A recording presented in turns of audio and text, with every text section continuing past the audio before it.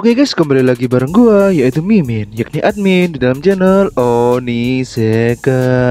Oke guys, hari baru, chapter baru. Di video kali ini Mimin akan membahas chapter logism yang terbaru cuy, yakni chapter 498. Dimana di chapter ini Mimin berhasil menemukan setidaknya ada 5 poin dan juga 2 teori guys. Apa aja 5 poin dan 2 teori itu? Nah, kalian tonton sampai akhir, oke? Oke guys, seperti biasa Mimin mau mengucapkan terima kasih banyak kepada kalian semua cuy, kepada 2168 orang yang telah subscribe channel Mimin. Mimin ucapkan terima kasih banyak yang sebesar-besarnya cuy. Dan Mimin juga mau mengucapkan terima kasih banyak kepada kalian semua guys yang telah mensupport channel ini. Terima kasih banyak. Oke guys, sekarang Mimin recordnya pada hari Jumat guys, dimana di pagi hari tadi guys timnas kita menang coy dengan skor 2-2.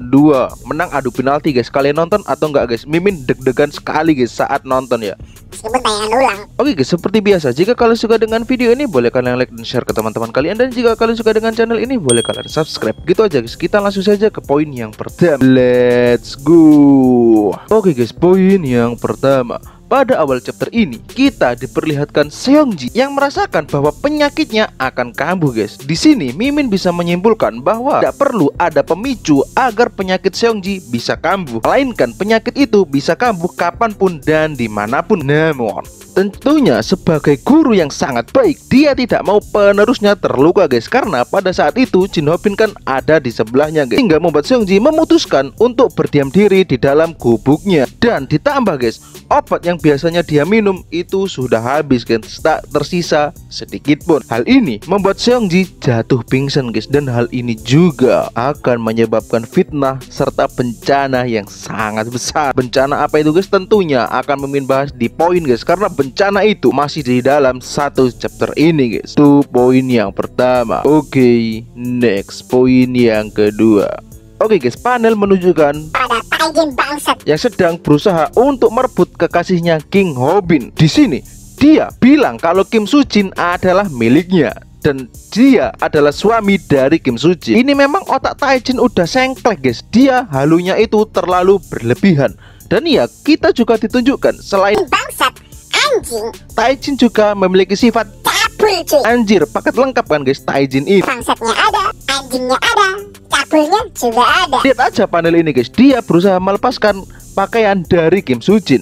Cabul guys dia itu. Dia pikir dia adalah Raja Chunryang dan bisa mendapatkan semuanya. Yang enggak lah wuy. Panel berpindah kepada King Hobin yang sedang membawa bunga yang akan diberikan kepada pujaan hatinya. Tidak lain adalah Kim Sujin, Sasuga Kim Hobin. Dia adalah pria yang sangat romantis. Namun saat Hobin sampai di rumah dan membuka pintu rumahnya, alangkah terkejutnya guys. Bukanlah keindahan surga yang dia dapat mainkan, pandangan yang mengerikan bagaikan neraka cuy, dimana semua perabotan rumahnya berantakan dan lampu yang ada di rumahnya pun mati, yang menandakan ada hal yang sangat buruk yang telah terjadi dan akan terjadi. Melihat hal tersebut, Jin Hobin yang memiliki insting hewan dan penglihatan ke masa depan, dia langsung lari guys mencari Kim Sujin karena dia tahu apa yang akan terjadi kepada Kim Sujin guys. Itu poin yang kedua. Oke, next poin yang ketiga. Oke guys, pada panel ini kita diperlihatkan sedikit dari masa lalu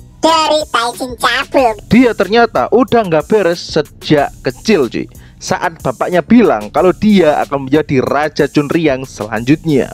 Gimana enggak guys, sejak kecil dia udah bilang kalau Kim Sujin akan menjadi miliknya. Kan emang cabul guys dia ini. Panel berpindah ke lokasi pabrik yang berada di pinggiran Chunryang. Panel ini memperlihatkan Taijin Dengan wajah cabulnya.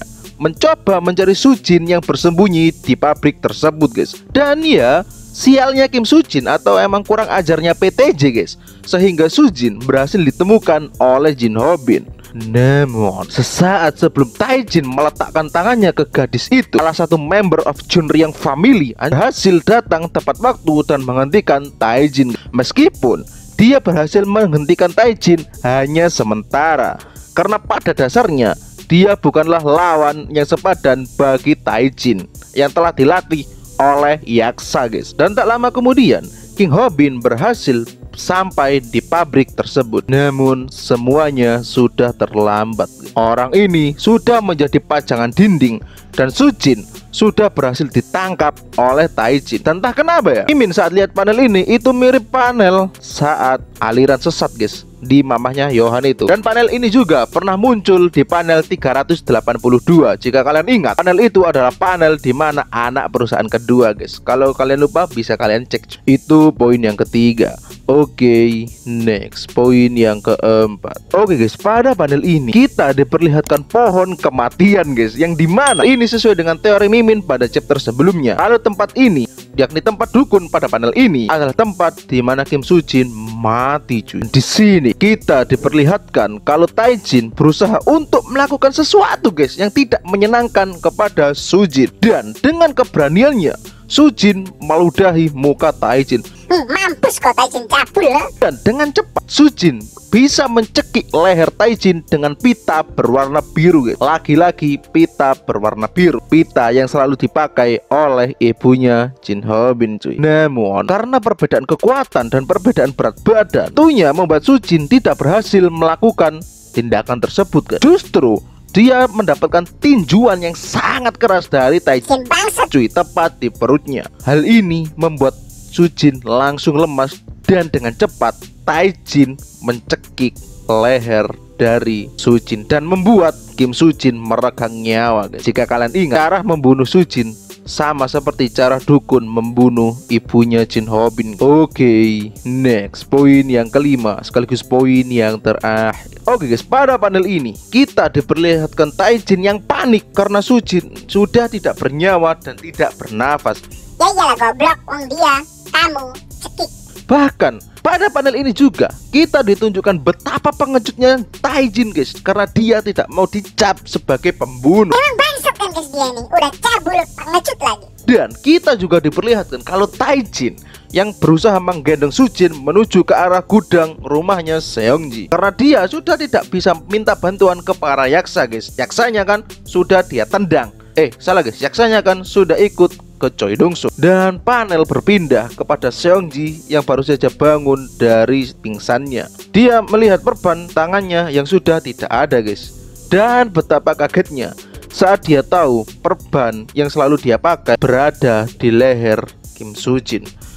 Namun guys, di sini Mimin merasakan satu keanehan, dan keanehan itu akan Mimin bahas di teori. Namun bencana yang sesungguhnya datang saat pintu gudang terbuka dan ada sosok Jin Ho-bin yang berdiri di depan pintu tersebut. Ditambah wajah Jin Ho-bin yang seakan tak percaya apa yang ada di hadapannya, serta dialog yang dia bilang, "Hari itu aku membunuh 2 orang guys." Oke guys, itu tadi 5 poin yang dapat Mimin temukan. Sekarang kita akan beralih ke teorinya. Let's go. Oke guys, teori yang pertama adalah teori mengenai keanehan yang Mimin temukan di akhir chapter ini. Oke guys, pada panel sebelumnya itu kan dijelaskan jika penyakit Seongji kambuh, maka dia akan menjadi membabi buta dan menghajar siapa saja yang ada di depannya guys. Tolong catat ini guys, karena ini akan penting. Tapi di panel ini atau di chapter ini kita tidak diperlihatkan Seongji yang mengamuk. Kok bisa seperti itu Min? Panelnya tidak ada.